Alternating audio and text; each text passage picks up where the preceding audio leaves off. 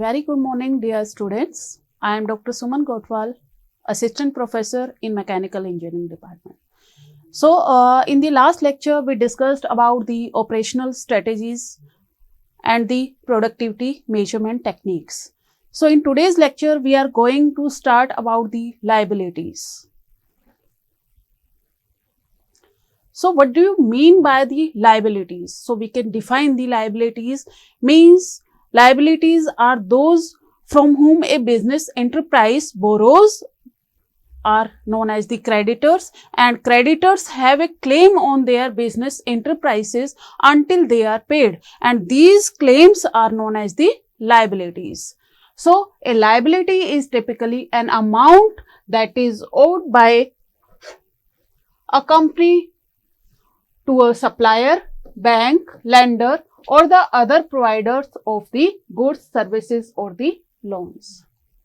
Clear? Okay. In today's lecture, we are going to start about the liabilities. So, there are two terms, liabilities and the creditors. So, what are the creditors? So, creditors are those from whom a business enterprise borrows, that are known as the creditors, and the creditors that have a claim on the business enterprise until they are paid are known as the liabilities. So, we can define the liabilities as a liability is an amount that is owed by a company to a supplier, bank, lender or other providers of goods, services or loans. So, to settle a liability, a business must sell or hand over the economic benefit, and economic benefit can include the cash, other company assets or the fulfillment of a service. Clear? So, we have classified the liabilities as the current liability. So, current liabilities are basically the debts which are expected to be settled within 1 year or less than. Okay. So, these will be considered in the current liabilities, or we can say that it will include all the liabilities that are expected to be paid within 1 year. Clear? So, any liabilities with a payment period over a year will be considered as the long-term liabilities. Clear? So, in the current liabilities, we may include the payments for the debts, accounts payable, a bank overdraft, short-term loans, trade credits, wages of employees and the other bills that are due to supplier or other providers. So, all these terms will be considered in the current liabilities. After that, we come to the fixed liabilities. The second classification of the liability is the fixed liabilities. So, it is of three types. First one is the owner's liabilities. Okay. So, we can define the owner's liabilities as it is the amount that is owed by the business to the properties. Clear? Then we have the long-term debts or loans to the business. So, long-term liabilities are those liabilities that are not due in full within the year. Okay, and it will include the loans, bonds, deferred tax obligations and any pension payments. Then the third category of the fixed liabilities are the capital reserves, means where the amount are located out of surpluses with a view to increase the permanent capital of the business. Clear? Such as the locations are credited to a capital reserve account which forms a part of the fixed capital of the concern.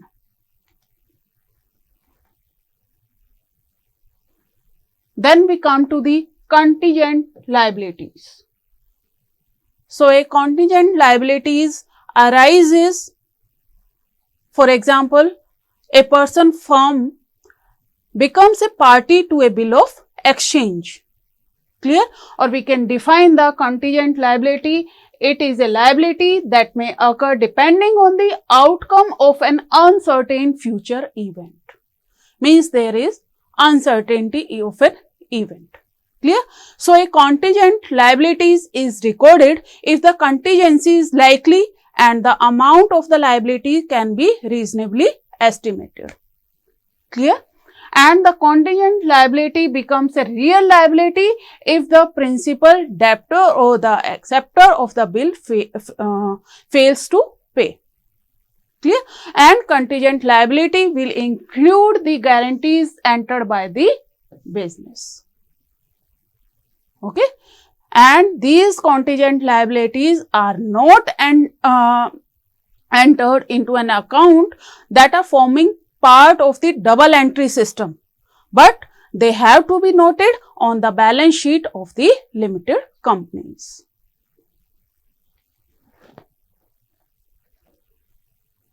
Now, the next term that we will discuss in today's lecture is the process design.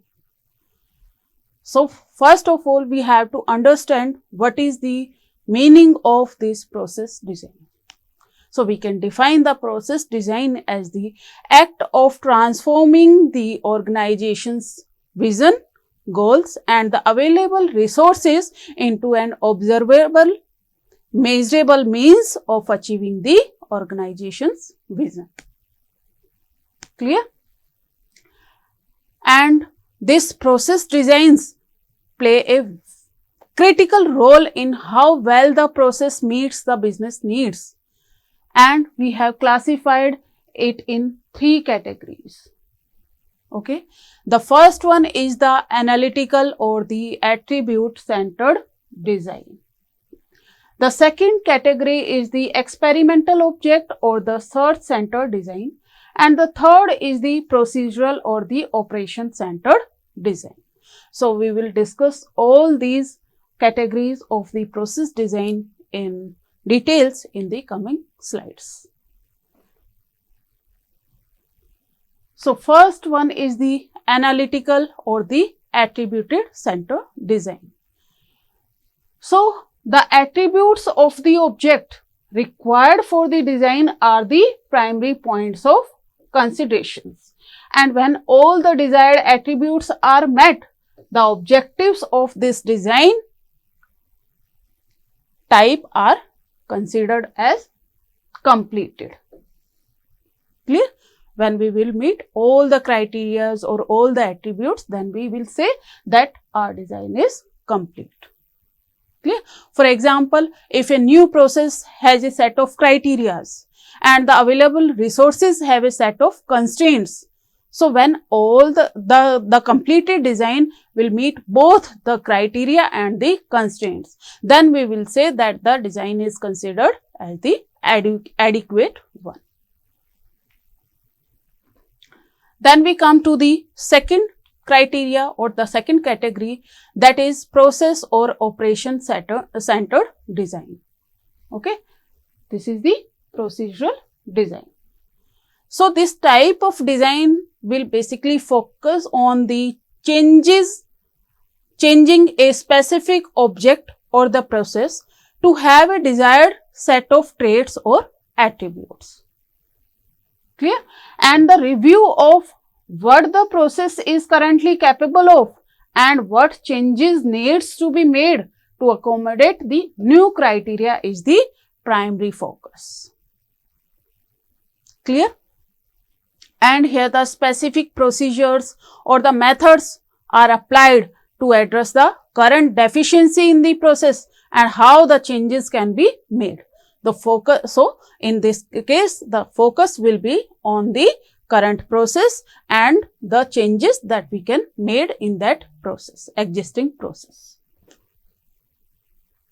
Then we come to the third category, that is the experimental object or the search centered design. Okay. So, it will basically focuses on the testing the specific objects to determine the suitability. Clear? And this type of design will heavily focuses on the experiments and the outcomes.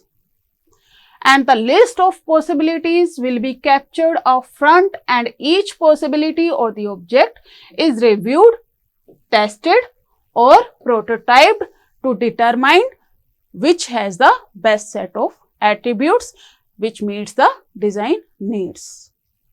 Clear? So, here the testing will be done.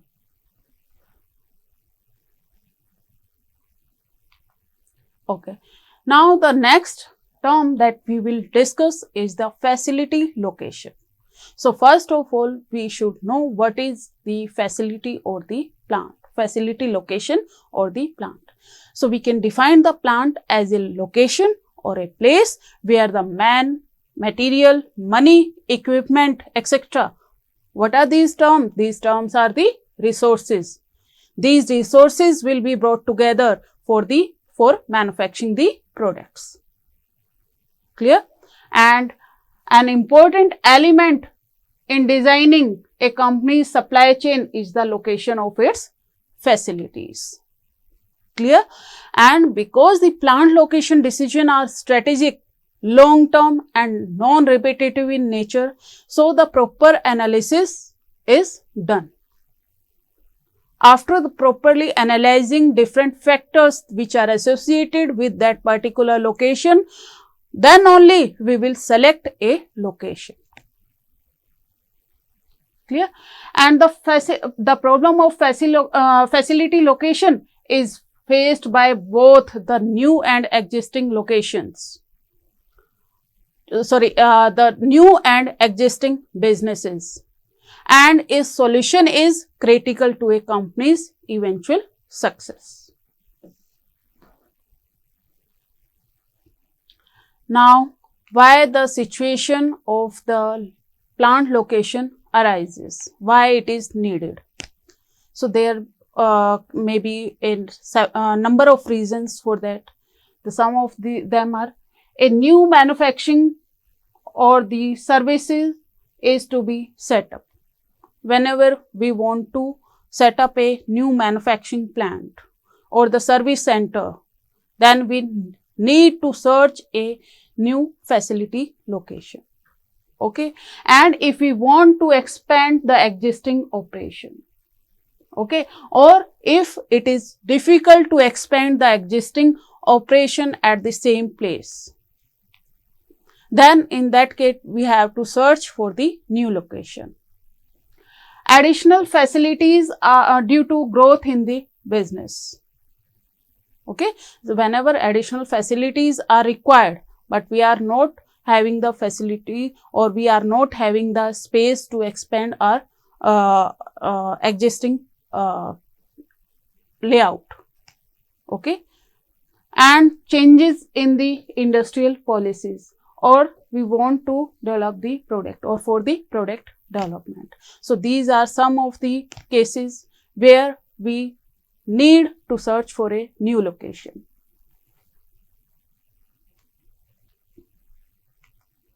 Now, we will discuss the factors which can affect the facility locations. So, whenever we go for a new plant location, then there are so many factors which can affect that particular location. Okay, so before selecting any location, we have to keep in mind those factors, and after the proper analysis, we will select the proper location. So, we will discuss some of the factors that are the critical one. Okay, so the first one is the proximity to the marketplace. So, why it is needed or when it is needed? So, in case when the product is fragile, like the glass, okay, and if the product spoils easily, for example, food, okay, and the promptness of service is required, like in case of the LPG leakage, or when the product is cheap but transport costs are more, like in case of sand or silica. So, in that case, the proximity of the to the market is required. And what will be the benefits of this proximity to market? The administrative problems will be reduced. The license and we can keep an eye on our license, and keep an eye on our dealers and the distributors. Clear? So basically the proximity to the marketplace will reduce the cost of transportation as well as the chances of the finished products getting damaged and spoiled in the way. Clear? Now the second factor is the proximity to the raw materials. So as we all know that the raw material constitutes 60% of the product cost. The firm should get its requirement so the firms should get its requirement at the right time and at the right price, for which the plant should be located near the source. Okay, and it may be expensive to transport from the supplier to the to our industry, or to our industry to the end consumer, and the weight of the raw material is substantially reduced on processing. Okay, inventory cost can go up. The follow up with the supplier will be costlier if it is not in the proximity. Okay, and tracking the supply will also be costlier. Clear? So for this, the proximity of the raw material is necessary. Okay, and basically it will reduce the cost of transporting the raw material from the vendor ends to the plant or our premises. Clear?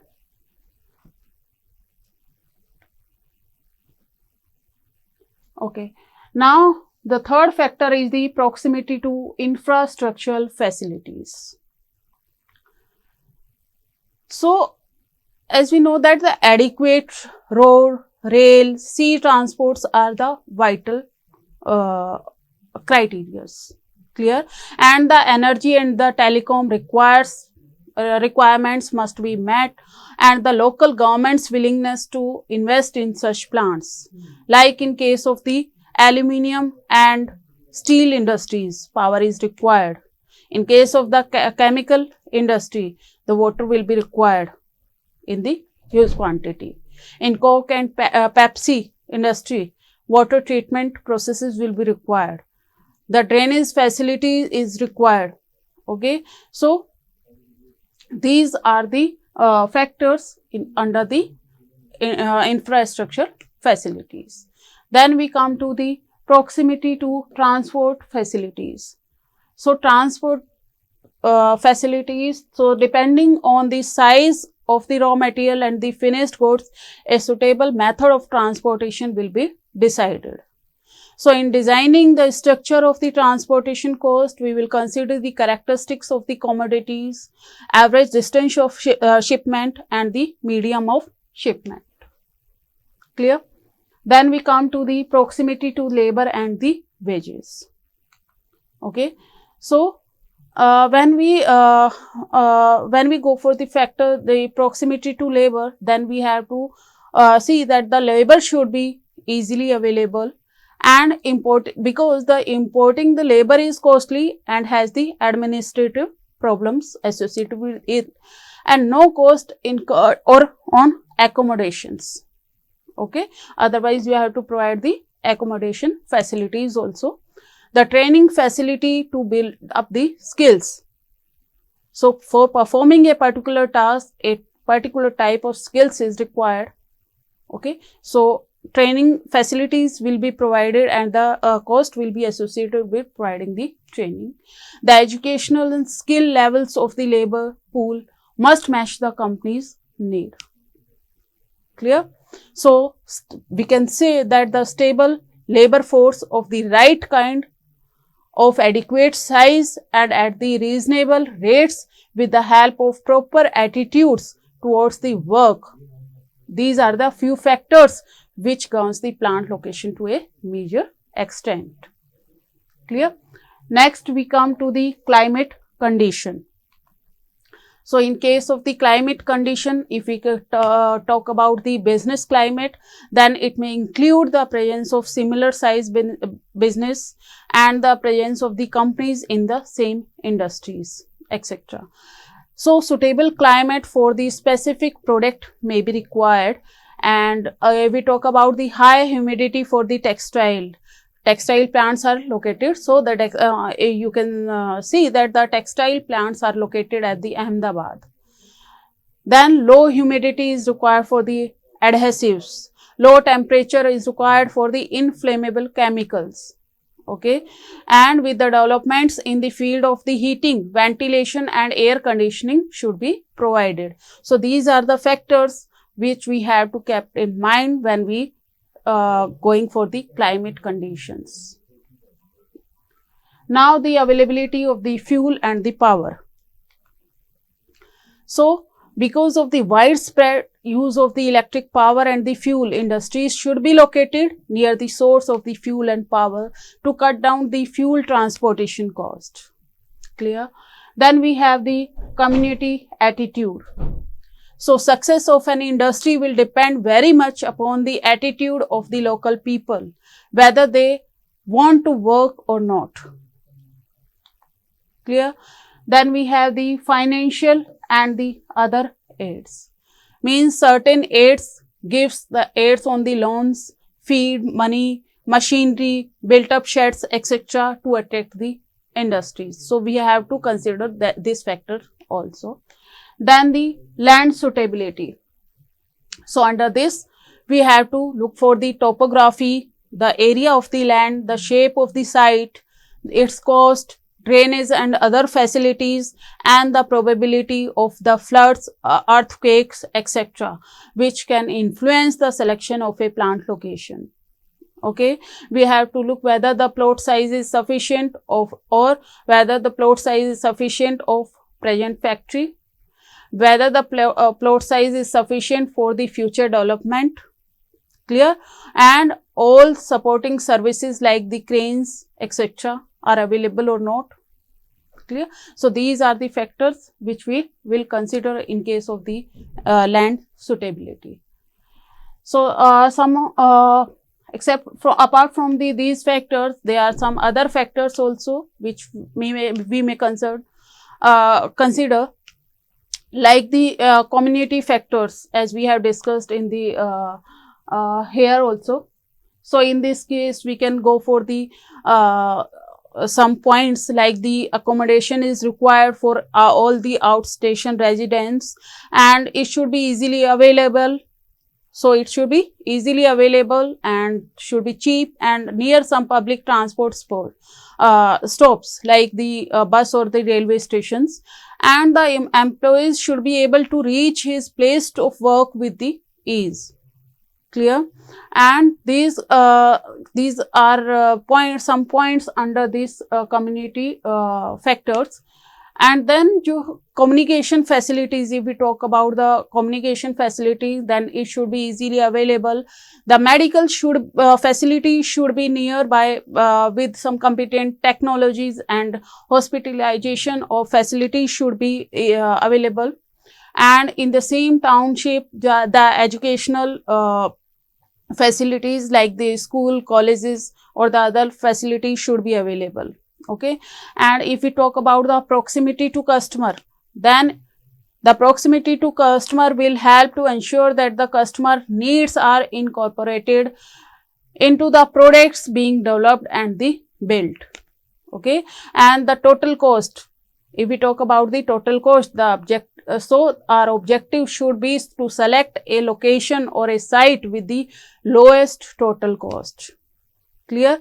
If we talk about the environmental regulations, then these regulations will influence the relationship with the local communities. And if we talk about the suppliers, so a high quality and competitive supplier base makes a given location suitable. So these are the factors which can affect a facility location. Clear? So today we'll stop here, and in the next class we will study more about the plant location. Till then, have a good day. Thank you.